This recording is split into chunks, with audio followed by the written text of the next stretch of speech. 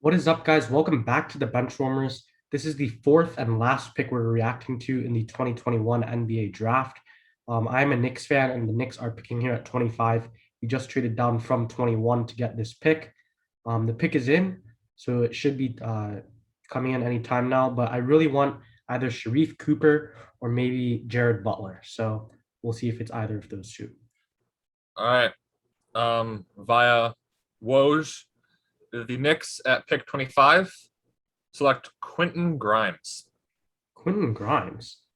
Um, Not gonna lie, I've literally never heard of him, so I don't really know how to react to that. But Yeah, let me tell you about Quentin Grimes. Quentin Grimes is a three-year college player at Houston. I think may or may not have played for Kansas at some point in his life, but he's drastically improved year by year.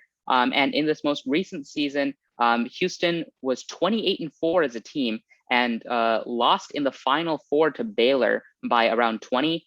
He was their star player. He averaged 18 points a game on 40% from the field, 40% from three, and 79% from the line. He also had 6 rebounds, 2 assists, and 1.5 steals. Not an amazing defender, a decent scorer, and has potential from shooting long range. I would say this is somewhat similar to your pick of Emmanuel Quickly last year.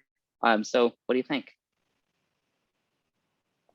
yeah, from what I'm seeing here, he seems like a pretty good and decent 3 and D guard. So I think that kind of makes sense with the Knicks, who kind of need that defensive ability, and also kind of a good complement to RJ Barrett, who's kind of a more of an all-around scorer. We really need more three-point shooting specifically. So I think this doesn't seem like a terrible pick from what I'm reading so far in this last 2 minutes or so.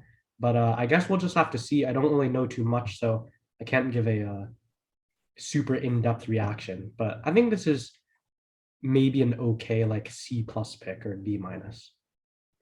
Well, in Quentin Grimes, I feel like you're getting a player who, just like Emmanuel Quickly, he's gonna be able to come off your bench this year and make an impact, but it's where his ceiling is 4 or 5 years down the line, where you're not getting as much value as you might get with other people on this board. But you're getting an instant impact player who the Knicks can comfortably put on the court for solid 10, 12 minutes a night this upcoming season, which, given the Knicks' current bench situation, I feel like it's a good pick for them. So I'd probably give it around a B, B minus B.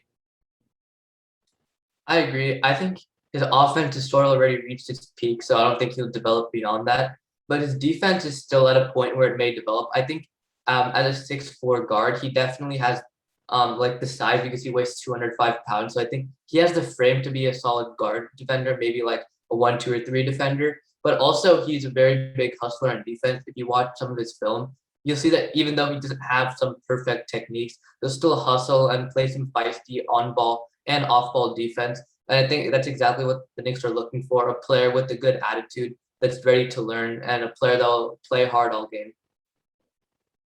Yeah, I mean, he has a 6'8" wingspan. He hasn't shown much defensive prowess so far, but I think definitely he could improve in the Knicks system with Tibbs.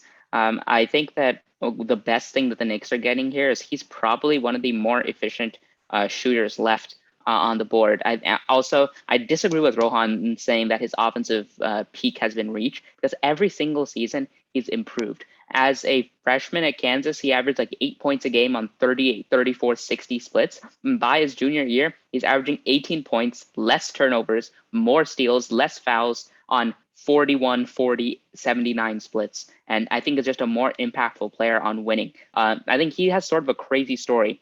He was a really highly recruited player out of high school, and then he was basically cut from Kansas in 2019 after he tried to like test the water of the NBA draft. So he went to Houston. And then he's revived his career in Houston, and he's back in the first round of the NBA draft. So you're taking a player with some story. He is a bit of an older player, but I personally would consider this a B plus pick because it's a surprisingly good pick, which a lot of the mock drafts, a lot of the talking heads analysts did not have going in the first round, but probably is worth the first round talent. Yeah, I think that definitely seems true. But with that being said, We also do have a very early second round pick, so I'm slightly concerned that maybe we could have gotten him with that second round pick potentially and taken a more well-known player here in the first round. But overall, not too bad. Not ecstatic, but not super angry. This is the Benchwarmers signing out. See ya.